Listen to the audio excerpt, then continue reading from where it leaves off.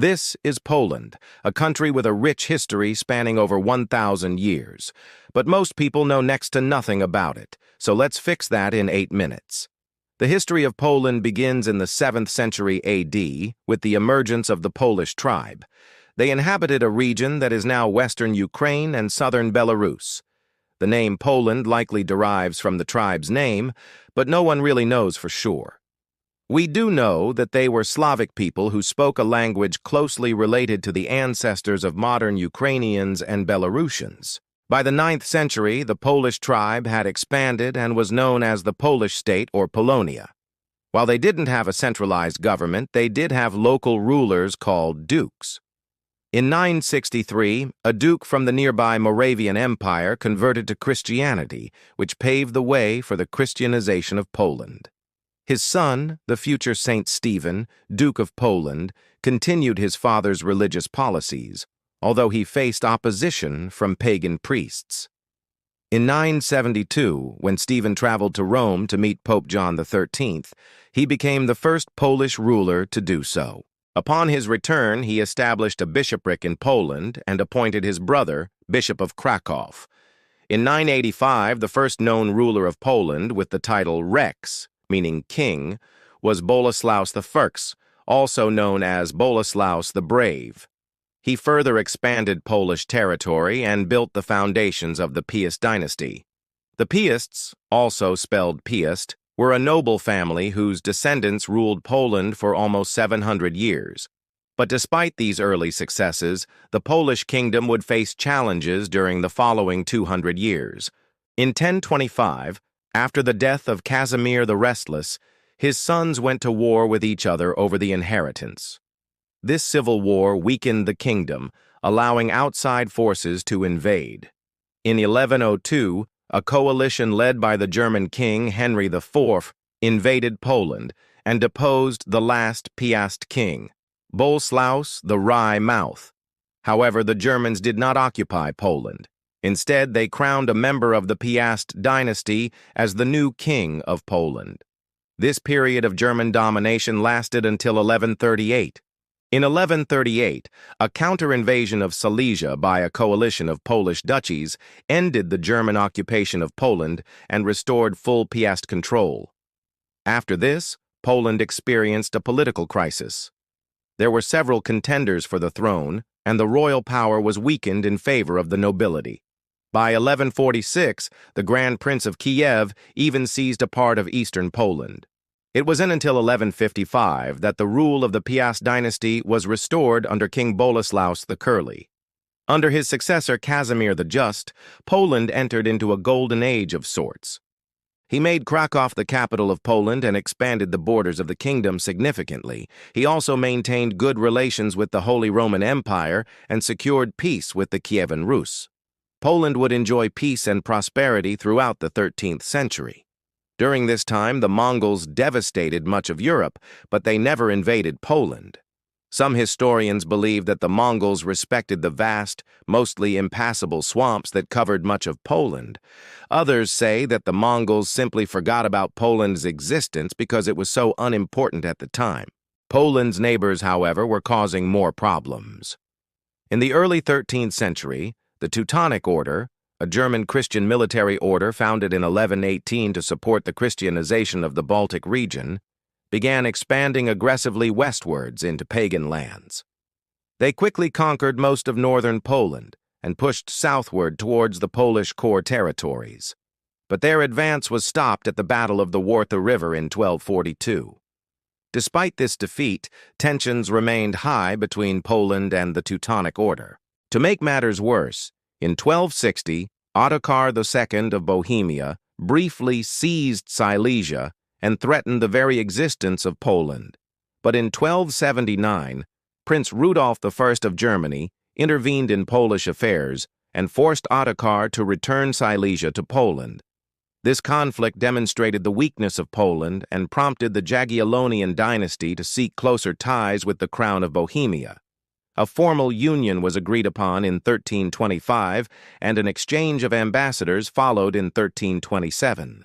The union helped stabilize the situation on Poland's southwestern border, and allowed the Polish kings to concentrate on other issues, including relations with the Russian principalities of Lithuania and Ruthenia. The two states considered uniting in 1364, but negotiations were unsuccessful. However, 30 years later, Władysław II Jagiełło of Poland and Alexander I of Lithuania finally agreed to unite their kingdoms in 1385. The Treaty of Kryło established that Poland and Lithuania would remain separate in foreign policy and law, but their monarchs would be the same, and trade restrictions would be abolished. Władysław was crowned King of Poland and Grand Prince of Lithuania in 1386. In 1388, Poland became a founding member of the Confederation of the Teutonic Order after it concluded a treaty with the Teutonic state of the time, which included present-day northern Poland and East Prussia. In 1410, the Polish-Lithuanian army defeated the Teutonic Order at the Battle of Grunwald. Following their victory, Poland and Lithuania forced the Teutonic Order to sign the Treaty of Melno in 1411, which ceded the Polish-Lithuanian Commonwealth all of Prussia, except for a small region around Elbing and a few scattered areas which were held by the Teutonic Order until 1454. Poland's victory over the Teutonic Order marked a turning point in its history. It became a major power in Europe, stretching from the Baltic Sea to the Black Sea. At its greatest territorial extent, the Polish-Lithuanian Commonwealth encompassed modern-day Poland, Lithuania, Belarus, Ukraine, Latvia, Estonia, and parts of Russia, Moldova, Romania, and Austria. During this time, Poland adopted the policy of a Golden Liberty, also known as the Polish Golden Age. It guaranteed basic freedoms and rights to its subjects, such as the freedom of religion and the right to own property. Poland became a refuge for people fleeing religious persecution in other parts of Europe, including Jews escaping the Spanish Inquisition and Protestants fleeing the French and German Inquisition. The Polish nobility was also tolerant of different religions and did not impose any restrictions on them. This tolerance contributed to Poland's reputation as a land of liberty and made it an attractive destination for those seeking religious freedom. However, this golden age did not last long. In 1569, the Polish nobility agreed to a new constitution that established a representative government. Under this system, the king would be elected by the nobility and could only reign with their consent. While this may sound like a step towards democracy, it actually limited the power of the monarchy and plunged Poland into a series of political crises. Throughout the 17th century, Poland suffered from foreign invasions and internal conflicts. In 1655, the Cossacks, a group of East Slavic Orthodox Christian people who lived in the steppes of modern-day Ukraine, revolted against Polish rule. The Cossack revolt, along with the wars with the Russians and the Swedes, nearly destroyed Poland and left it in ruins. In 1683, the Ottoman Empire invaded Poland and occupied much of its territory. While the Polish king John III Sobieski managed to defeat the Ottomans at the Battle of Karansabis, the damage had already been done. Poland's population had been decimated, and its economy was in sharp decline. In 1704, Augustus II of Saxony was elected King of Poland, beginning the Saxon dynasty's rule. He reformed the military and improved the economy, but he was unable to regain Poland's former glory. In 1764, the first partition of Poland took place with the Polish nobles consenting to the division of their country among the Russians, Prussians, and Austrians. This effectively ended Poland's existence as an independent state.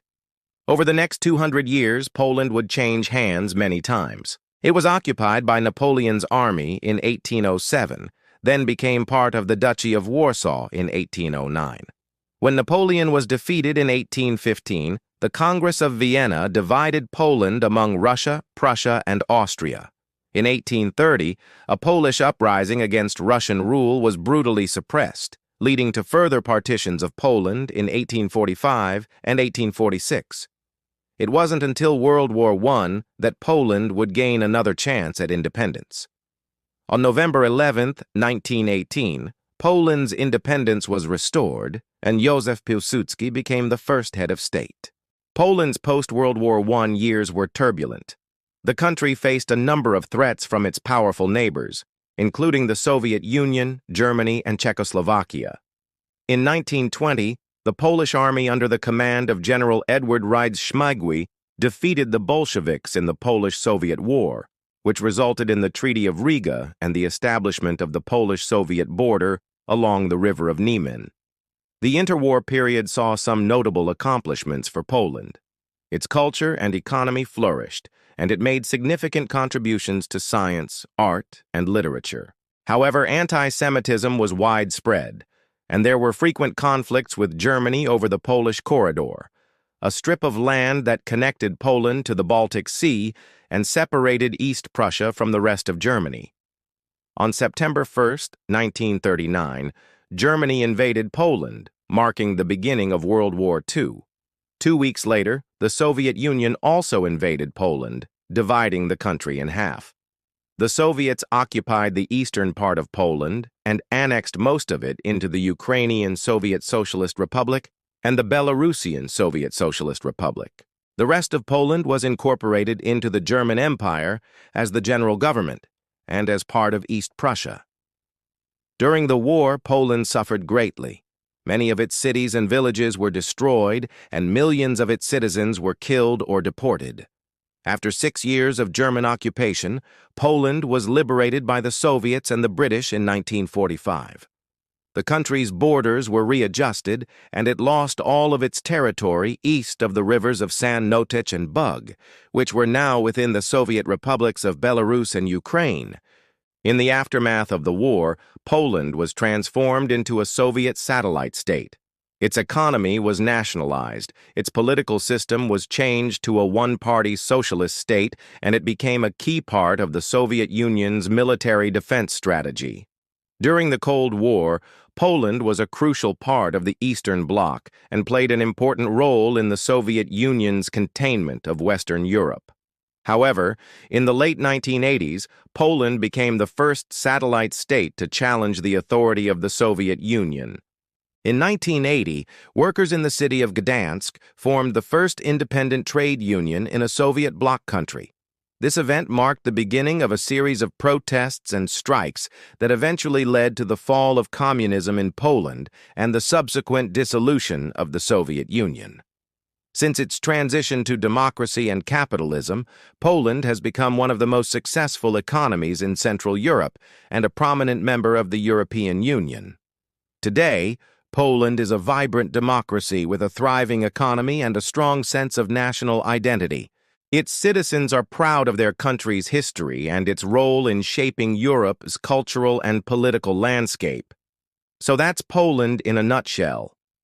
From its humble beginnings in the 7th century to its current status as a modern democracy, Poland has come a long way. Its history is filled with triumphs and tragedies, but it is a testament to the resilience and determination of the Polish people.